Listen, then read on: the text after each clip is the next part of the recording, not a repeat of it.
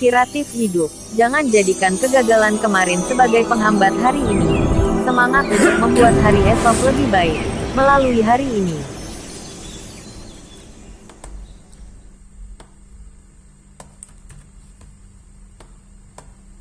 Episode 31. Kemarahan Giana Wangsa. Plak. Cynthia menamparkan Cahyadi lagi. Kali ini, dia berkata dengan marah. Bajingan.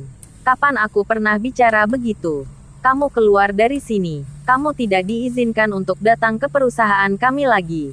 Segera pecat juga karyawan yang membawanya naik kemarin. Cahyadi menutupi wajahnya yang kesakitan. Dia adalah seorang tuan muda dari keluarga Pangestu yang bermartabat. Namun, dia baru saja ditampar 2 kali di depan umum. Sayangnya, tempat ini adalah tempat kekuasaan Cynthia Yandra. Cahyadi tidak berani berkata kasar kepada Cynthia. Jadi dia hanya bisa berkata kepada Sean dengan marah. Sean Yuwono, jangan pikir karena kamu pengawal Cynthia Yandra, kami tidak bisa berbuat apa-apa padamu. Kamu tunggu saja, aku segera akan membuatmu tidak bisa makan, tidur di jalan, masuk penjara. Cahyadi turun dari lantai atas, keluar dari gedung CBD, dan kembali ke mobilnya dengan wajah suram dan sangat marah. Dia memukul setir mobil dengan tangannya dan mengeluarkan bermacam-macam sumpah serapah. Cynthia Yandra, dasar wanita jalang, hanya sedikit cantik. Seorang wanita jalang yang hanya bergantung pada para pria.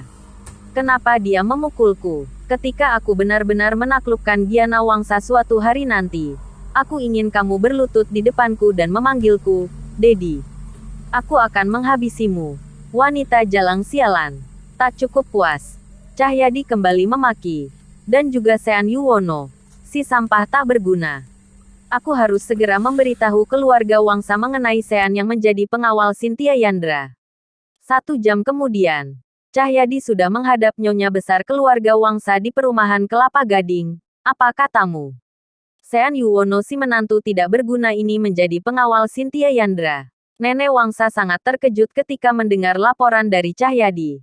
Tidak hanya dirinya, tetapi juga Giana, Sandi, Yuwana, serta Jayanata dan Jayadi yang berada di sana. Mereka semua tak kalah terkejut. Cahyadi menjelaskan. Iya, aku melihatnya sendiri. Sean berada di kantor Cynthia Yandra dan membawakan dokumen untuknya. Aku juga dengar dari orang-orang grup Citra Abadi bahwa Sean langsung berlutut begitu melihat Cynthia Yandra. Dia berlutut dengan sepasang kakinya di depan Cynthia Yandra, meminta Cynthia Yandra untuk memaafkannya.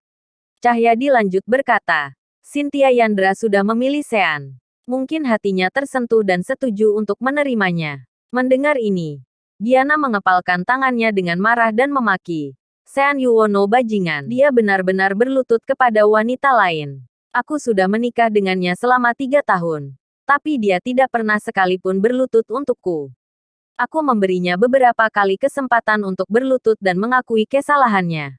Selama dia mau berlutut dan memohon, aku bisa memaafkannya. Aku tidak akan menceraikannya dan aku tidak perlu memanggil polisi untuk menangkapnya.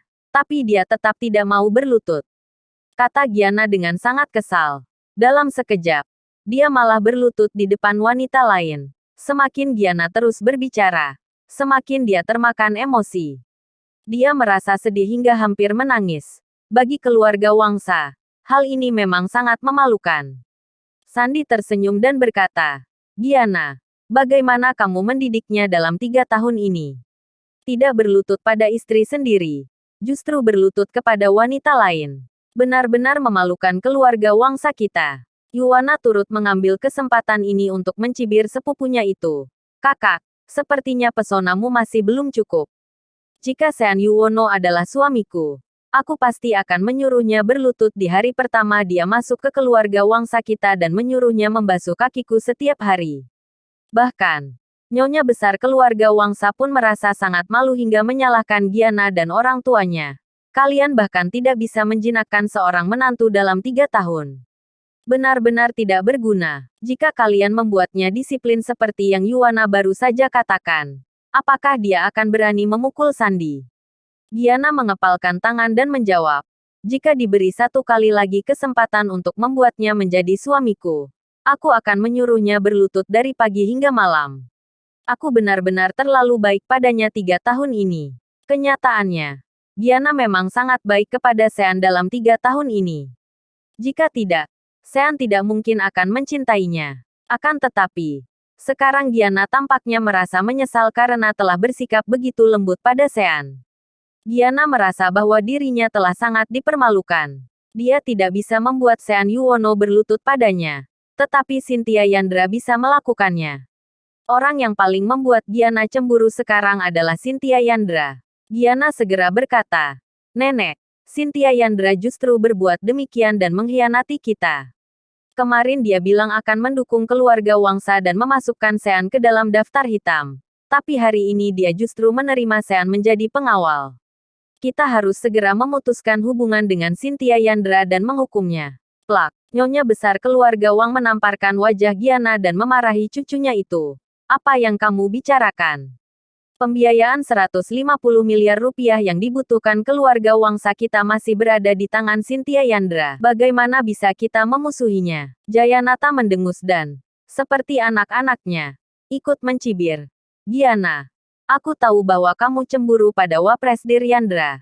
Tapi dia memang lebih hebat daripada kamu. Kamu harus mengakuinya." Wajah Giana sontak memerah. Dia tidak bisa menerima semua ini.